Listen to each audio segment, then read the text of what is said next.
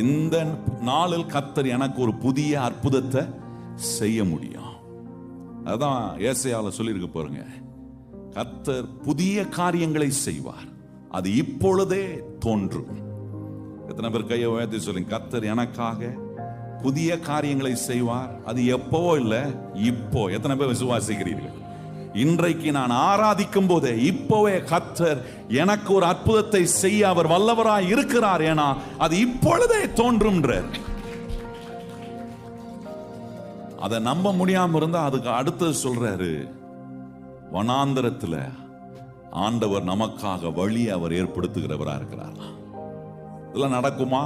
ஆண்டவர் சொல்றார், புதிய காரியத்தை நான் செய்வேன், அது இப்பொழுதே தோன்றும், அதை அறிவீர்களா அப்படின்னு கேட்கிறார். பக்கத்துல பார்த்து கேளுங்க, கர்த்தர் புதிய காரியத்தை செய்வார்னு அறிஞ்சிருக்கிறீங்களா? கேளுங்க பார்க்கலாம்.